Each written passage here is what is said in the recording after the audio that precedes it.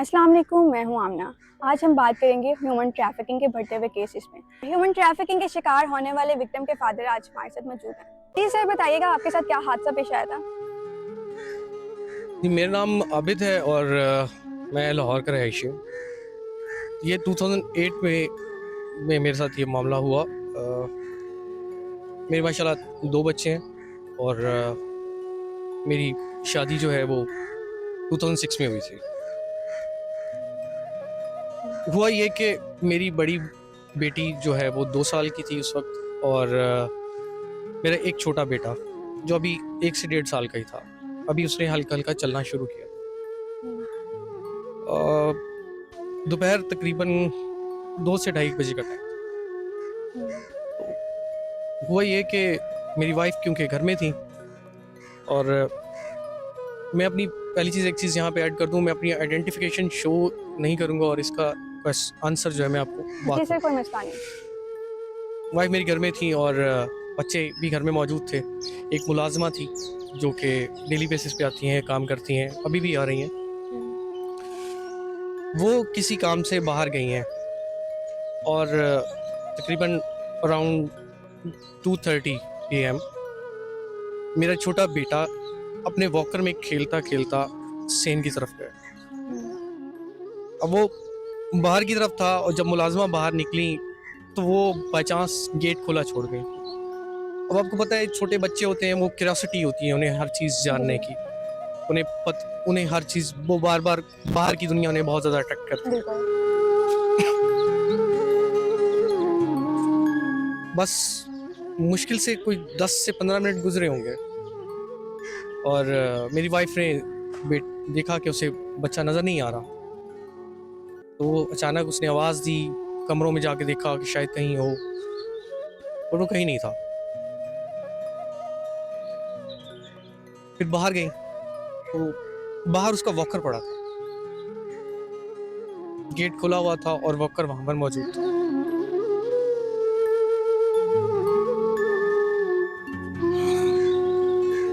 वो बाहर गई, उन्होंने जाके देखा, उन्हें कहीं बच्चा नज़र नहीं आ रहा। वो परेशान इतनी हो गई, उन्होंने जल्दी-जल्दी मुलाज़िमा को फ़ोन किया कि शायद वो उसके साथ ना बाहर चला गया हो।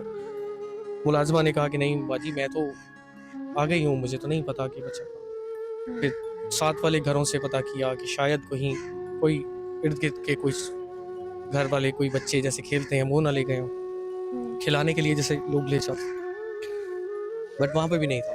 जी, उन्होंने तकरीबन 3 बजे के करीब मुझे फ़ोन किया। तो घबराहट में मैं भी जल्दी-जल्दी घर पहुँचा हूँ, तकरीबन मुझे आधा घंटा लगा है घर पहुँचने में। तो उस वक़्त फिर हमने बच्चे को फाइंड आउट करना शुरू किया कि आखिर मेरे बेटे को कौन उठा के लाया? कहाँ पर मौजूद है? कहीं बाज़-औक़ात खेलते हुए कोई एक्सीडेंट तो नहीं हो गया? किसी के घर में तो नहीं है? हमने वन बाय वन हर किसी से इन्वेस्टिगेट किया कि वहाँ तो नहीं है। अब परेशानी का इतना आलम था कि कुछ समझ नहीं आ रही थी कि क्या करें, कहाँ गया वो बच्चा? क्योंकि वो एक 1.5 साल का बच्चा जिसने अभी हल्का-हल्का वॉकर में चलना जी, शुरू किया है और वो क्यूरियोसिटी में बाहर की तरफ मूव कर गया, तो प्रॉब्लम वहाँ पर आया कि हमने फिर तंग आके 15 पे कॉल किया, जब हमें कहीं हमारा बच्चा नहीं मिला। पुलिस जो है वो 3 घंटे बाद आती है। बिल्कुल। 3 घंटे बाद आके वो मौका देखते हैं और चले जाते हैं। मतलब उनका कोई रिस्पॉन्स नहीं था उसको। 3 घंटे बाद कहते हैं आप थाने आ जाएँ, आके रिपोर्ट लिखवा दें। हम जल्दी तकरीबन कोई 7 बजे करीब थाने पहुँचते हैं। अब मैं आइडेंटिफ़ाई नहीं करूँगा थाना, खैर जी, तो थाने पहुँचते हैं, रिपोर्ट लिखवाते हैं, तो कोई वहाँ से कहते हैं अच्छा जी हम तलाश शुरू कर देंगे, बच्चे की कोई पिक्चर है तो हमें दे दो। हमने बच्चे की पिक्चर प्रोवाइड कर दी उन्हें।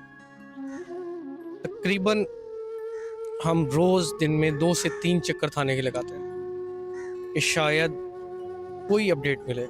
लेकिन पुलिस की इतनी बेहिसी थी कि पुलिस ने हमारे साथ कोई ताउन नहीं किया। अब ये किडनैपिंग, अबडक्शन, ह्यूमन ट्रैफिकिंग के वाक़यात अब डे बाय डे मैं तो ये देखता हूँ कि इतने वाक़यात बढ़ते जा रहे हैं। अल्लाह ताला किसी भी पेरेंट को इस तरह का वक़्त ना दिखाए। मेरी बीवी, मैं कहूँ तो वो तकरीबन मेंटली पेशेंट बन चुकी हैं सिर्फ़ उस बच्चे की याद में। 6 साल से वो मुस्तकिल इलाज पे हैं तकरीबन, और मैं भी आज तक ये सोचता हूँ कि आखिर कौन था वो फर्द जो आके हमसे हमारा लफ्ते जिगर लेके चला गया। वो आज भी तस्वीरें देखती हैं, आज भी रोती हैं, कहाँ होगा उनका बच्चा। लोग ले जाने वाले ये नहीं सोचते कि किसी पे क्या बीतेगी, न जाने वो उसको उठा के ले गए, उसके साथ क्या सलूक हुआ होगा। जैसे हमारे माशरे में आप बहुत अच्छी तरीके से जानती हैं कि यहाँ पे बच्चों से भीख मंगवाई जाती है, जी। या ह्यूमन ट्रैफिकिंग का शिकार होकर बहुत सारी इस तरह की, अब तो सोशल मीडिया का ज़माना है, वीडियोस आप देखती हैं कि बच्चों को अफ़गानिस्तान और वहाँ से दूसरे ममालिक में भेजा जाता है। लेकिन उस नौमौलूद को ले जाके मैं तो आज तक यही नहीं समझ पाया कि कोई हमने जो होता है ना तरीक़ाकार, कि यानी रूहानी भी इलाज वहाँ पता करवा लिया, उधर से सब ने सिर्फ कंसंट्रेशन सबकी एक जगह पर थी कि उन्हें कुछ खाने को मिल जाए, उन्हें पैसे मिल जाए। बिल्कुल ऐसे ही है।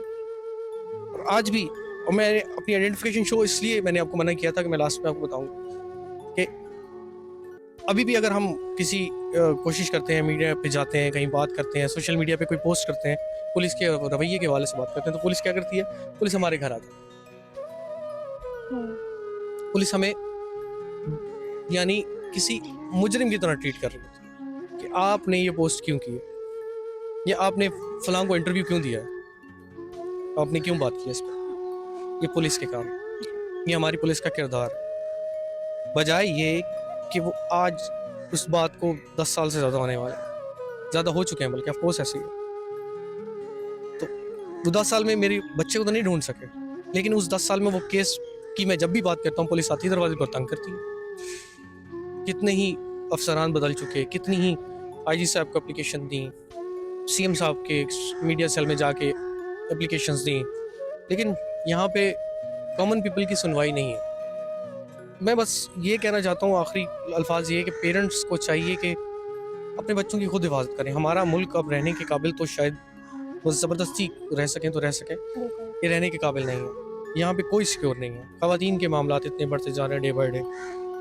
आप चोरी की, डकैती की वारदात, और ये ख़ास तौर पे जो बच्चों के साथ आजकल जो मामलात हैं, अब ऐसे ऐसे तरीके ये मुलज़मान जो मुजरिमान जो हैं निकाल के ले आए हैं कि हमें अंदाज़ा भी नहीं होता कि वो हमारे बच्चों को हमसे छीन के ले जाते हैं, और हमें ज़िंदगी भर के लिए ऐसा ज़ख्म दे जाते हैं जो कभी नहीं भरता।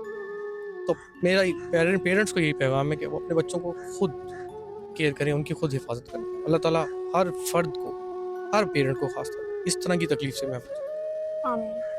सर, आपकी ट्रेजेडी सुन के बहुत दुख हुआ। अल्लाह ताला आपको सब्र अता फरमाए। थैंक यू सो मच आपके कीमती वक्त के लिए। अल्लाह हाफ़िज़।